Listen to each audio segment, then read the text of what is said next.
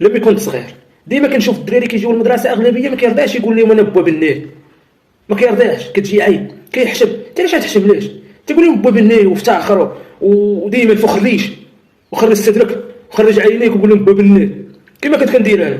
كنت كنقول لهم انا با هو احسن بالنيه في العالم.